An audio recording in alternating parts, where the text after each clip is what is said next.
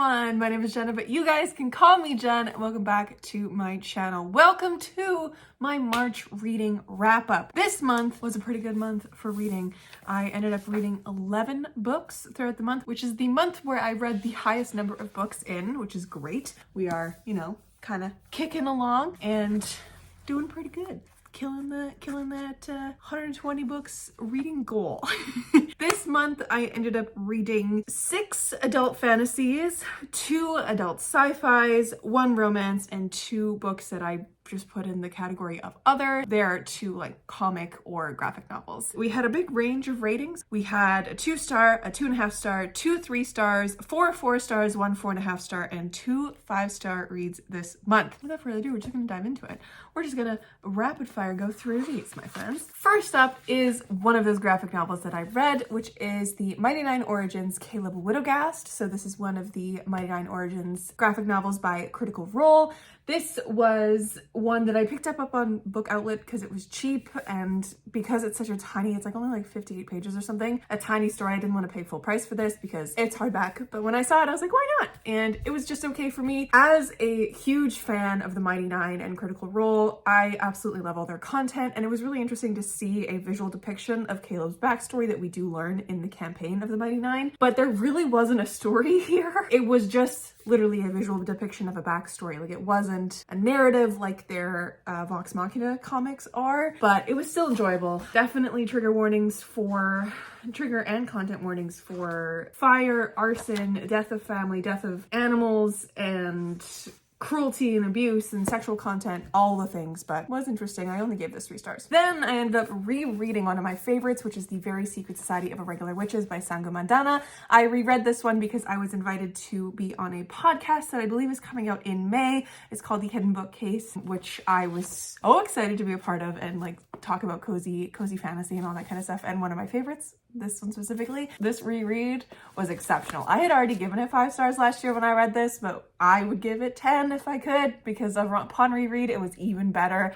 This is one of those books that I will reread for the rest of my life over and over and over and over, just when I want to visit it as a cozy place to just curl up and enjoy myself. This is one of my favorites. It's so good. So this is about Mika Moon, who is a witch, and her society of witches, essentially the rules are that you cannot be in close proximity to another witch for a very extended period of time. So they meet up every like 3 months or something to discuss different things that they've discovered or different magic that they've kind of made or potions and stuff like that. And they kind of, group together in what Mika calls them, the Secret Society of Witches, which is fun. And one day Mika is approached by this family because she has an online presence as a witch. She pretends to be one of those online witches, even though she is a witch, just so that she can kind of have a community of space. She really enjoys it. Through this, she's approached by a family who recognizes her as an actual witch, and they say, hey, we need help. We have 3 little witches here who really need to be taught how to control their magic, and we want you to do that.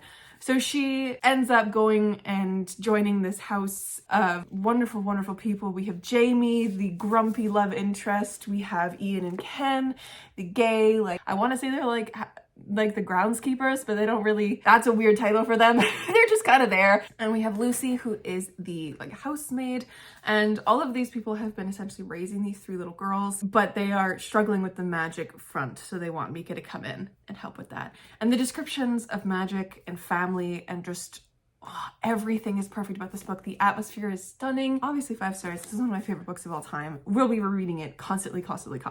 Then I ended up reading the 3rd book in the Hall of Smoke companion series by one of my favorite authors and a lovely friend of mine, H.M. Long. This is Barrelwinter. This is her 3rd book in the Hall of Smoke world, and her 1st book in this world that doesn't follow Hessa, her main character of Hall of Smoke and Temple of No God. This one follows Threy, who is the daughter of a god, and she's called the last daughter of winter, of the god named Ogum. And she is trying to essentially determine whether or not she is immortal, because that knowledge will help her make a lot of decisions in her life. This was really, really good. This is probably my least favorite in the Hall of Smoke series so far, but it is definitely very enjoyable because Hannah is exceptional at storytelling and definitely is probably my favorite world builder, next to Brandon Sanderson. So I love her stuff so much. It is very icy. This is very just set in the north.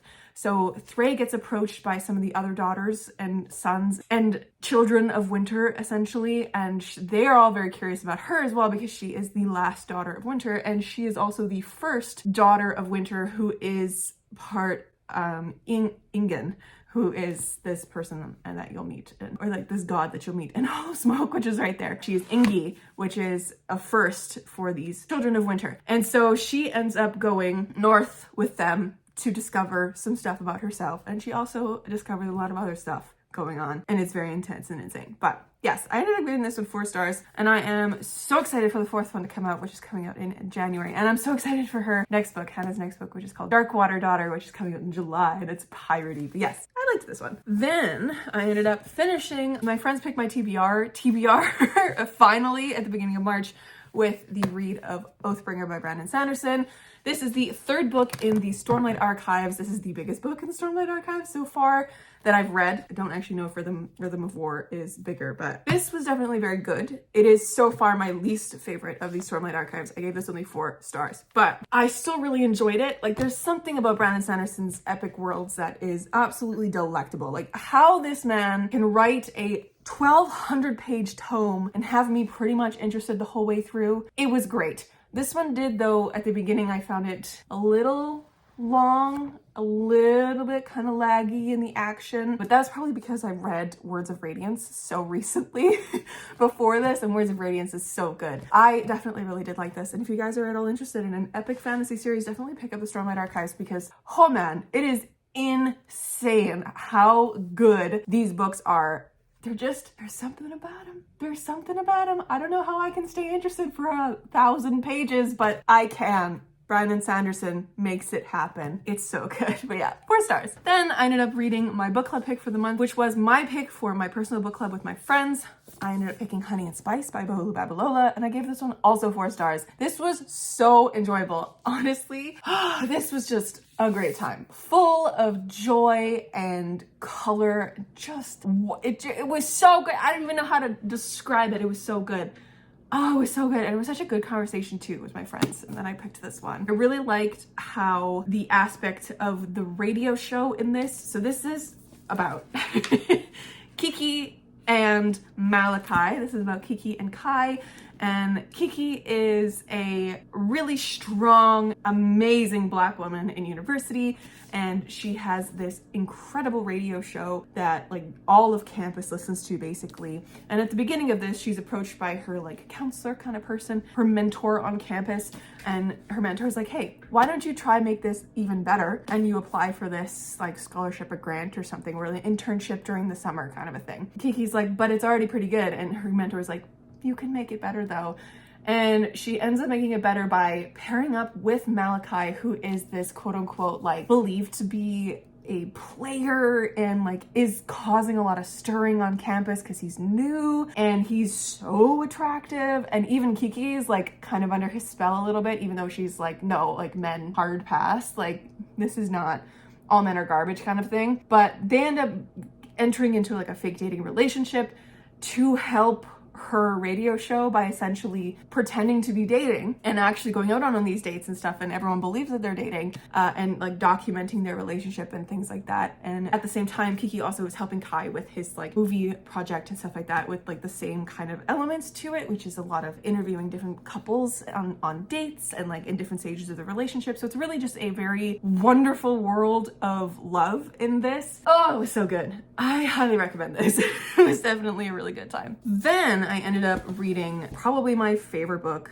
this month, which was Nettle and Bone by T. Kingfisher. I adored every second of this. Oh my god. Okay, so on TikTok, there's this video that I've come across a couple times now where this woman is talking about the different levels of cozy fantasy, and she gives them 2 descriptors. She gives them either Hobbit fantasy, which is like Legends and Lattes, you're just kind of in the Shire, not really doing much. It's all before Bilbo goes on his little quests and stuff like that. And then you have Nazgul cozy fantasy, which is like the actual, you know, going on the quest, kind of a little bit sharper, a little bit more horror vibes. This falls under that. It was so good. My guys. My receipt's falling out. So this is about Mara, and Mara is a princess turned nun third sister in this family, and she has watched her first sister get married to this man and then die, and then her second sister get married to this man and struggle with him and trying to give him an heir and all this like kind of stuff. So definitely trigger warnings for miscarriage and domestic abuse and that kind of stuff, because there's a lot in here. Mara decides one day she is going to free her sister of this man, and so she decides to go on a quest, and to go on this quest she has to enlist the help of a grave witch who gives her 3 impossible tasks that she has to do. And she has to build a dog out of bones, she has to sew a cloak of nettles, and capture moonlight in a jar. And Mara does all these 3 things because she is determined to save her sister. So the grave witch goes with Mara and the bone dog, who's the best, and also the grave witch's demon chicken, which fantastic. There's a demon inside of a chicken and we love her. They go on this quest to save her sister. They get a wonderful, glorious man. Partway through, they recruit him, and they also recruit another grave witch at some point who is just absolutely lovely, and the complete antithesis to the grave witch we had at the beginning. Just the sweetest family goes out and is on this like magical quest to save Mara's sister, and it's just it's wonderful. It is absolutely wonderful. It is wonderful. And the back here, it says, this isn't the kind of fairy tale where the princess marries a prince, it's the one where she kills him. So, oh God, if that's any indication of how much I love this, this is another one that I'm going to be rereading for the rest of my life, because it has that same just, I want to be wrapped in a blanket, drinking a cup of coffee and rereading this 8,000 times vibe. Pick this up, it's fantastic. 5 stars, if I didn't say that. Then we dove into the trans rights readathon. So if you saw my vlog, all of my thoughts about these books are in there. So I will kind of go through these next 5 a little bit more rapid fire, because I did read 5 for the Trans Rights Readathon, which is great. First up, I read Snapdragon by Kat Lay. I think is that how you say her name? This was a little graphic novel that was cute, but really didn't hit the mark for me. I ended up only giving it 2.5 stars because I found a couple of the story elements really bizarre and just like they didn't fit, and the balance wasn't there for me. It's about Snapdragon, who meets a lovely trans girl at school and also meets a witch in the forest who at first has saved her dog from something, and then Snapdragon's like, hey, do you want to look after these baby opossums that I found? And then also has magic powers that we don't find out about until halfway through the book. It's very strange. But yeah, it's about Snapdragon. It's a little middle grade graphic novel, and it's cute if you're at all interested in that one. Then I ended up reading probably my favorite of that week, which was Dead Collections by Isaac Fellman. Now, this was so great. It was the perfect amount of romance and fantasy that I love. Like, it wasn't a fantasy romance. This is more of just a regular lit fic novel, but it's about Soul, who is a trans man living in the basement of his job illegally, because he works in the archives. He's an archivist because he is a vampire and he cannot go out in the sun. And vampirism in this book is an illness, and it others people really interestingly in this book. And there's a lot of comparisons to the vampirism to transness in this, but there's also an element of being othered as a trans man as well. It's such an interesting book, and it definitely needs a reread on my part, because I really want to study this. I want to get my own copy and actually study it, because it was so fantastic. The discussions around gender and belonging and understanding oneself were just wonderful, and it was just a glorious time. And it's a little weird, it's a little wacky, but I love that. And my friend Sophie recommended it to me a long time ago, and I should have taken her up on this recommendation a long time ago, but I'm glad that I read it for this readathon because it was absolutely wonderful. So good. I gave this 4.5 stars. Then I ended up reading Where Did It Go? The Genesis of Misery by Neon Yang. This was my first pick for the Trans Rights Readathon, and I finished it 3rd, and this really missed the mark for me. I only gave this one 2 stars. It was a mess.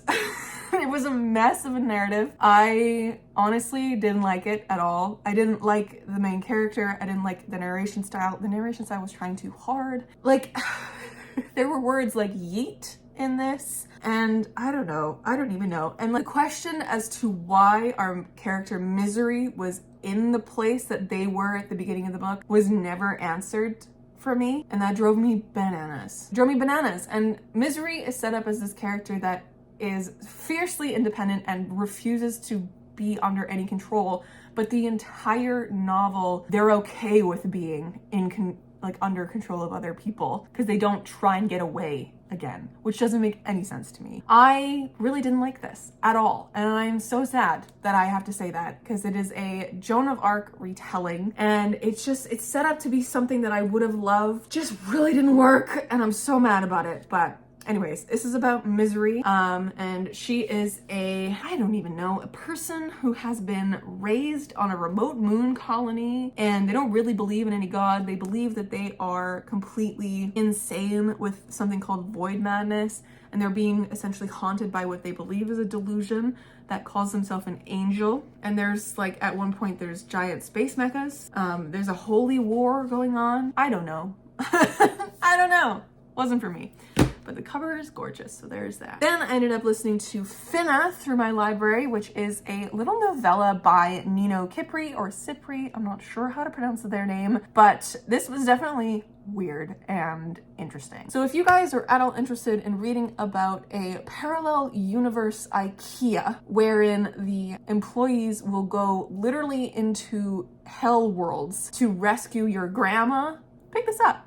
And that's all I'm gonna say. Then I finished out the month. The last book that I read for the readathon and the month was Her Majesty's Royal Coven by Juno Dawson, and this was absolutely so much fun. I loved this book so much. I ended up giving it 4 stars. I was spoiled for the ending on Indigo because the day that I was finishing the book, I had like 100 pages left. I ended up going onto Indigo to see if I could order it and the sequel, because the sequel was like on super deal. And so I opened up the sequel's page to like look at it, and the first line of the description that wasn't hidden is the spoiler of all spoilers for literally the like last page of Her Majesty's Royal Coven. I was so mad. But honestly, if I hadn't read that spoiler, I would have screamed at that last page having read it. So don't read the spoilers for that if you want to read this book. Go in blind. Do not look at the sequel's description. Do not do it. Read it all the way through and enjoy the majesty that is this book, and then get really mad at Juno at the end like I did. I don't know if I forgive Juno for that ending because I am mad about it. Anyways, so this is about a group of friends who are all witches a little ways after a very big climactic war that killed many of their husbands and partners, and they're all in different stages now. We got one who's running the coven, who is essentially a JKR stand-in, which is very interesting. Very transphobic, awful woman. We have one who is a vet, who uses her powers to, you know, be a vet and help animals. We have another one who is a housewife who's pretending that she isn't a witch, but her daughter is showing signs of being a witch, so she kind of has to come to terms with that. And we have another one who's running a rival coven, essentially. Or not a rival coven, but another one that's more inclusive and wonderful. And at the beginning of this, the one who's running the head of the covens, who's the awful lady, which we don't really find out that she's awful, but I'm telling you now, she's awful. She ends up recruiting the vet lady. Oh, I don't remember any of their name, but she was my favorite character. Ends up recruiting the vet lady to help with this problem because there's been a prophecy about this child who's going to basically bring out the end of everything and be very bad. They think they found this child. Our vet lady takes one look at this child in this cage in a dungeon that they've put him in, and our vet lady's like, absolutely not. They're coming home with me. And it is the most beautiful relationship. They are the perfect pair. These sweet, sweet beings, Theo and, I can't remember her name now, but, oh God, my memory's a sieve. They're the sweetest beings, and it ends up that Theo is a trans girl, and she is just the sweetest being. And I loved the story between them, and it's this whole, like, examination of how feminists can think of transness as being like a invasion on women's spaces in a way, and then also just like other people being like, what the frig, calm down, no. And it was like a big battle between them, and it's also a warning to not, you know, make a deal with the devil because that's bad too. It was so good, my guys. Read it, please. It's very good. I'm so excited for the sequel. I gave that one 4 stars. I really liked it. Anyways, my friends, those are all the books that I read in the month of March. I'm very happy with that list. I found you know, a new favorite of all time and a couple ones that I definitely want to add to my collection when I get the chance to. Let me know down below what your favorite book of the month was, because I will probably add it to my TBR and I want to talk to you about it. So please let me know down below. And I will catch you in another video very soon. Stay kind and keep on reading.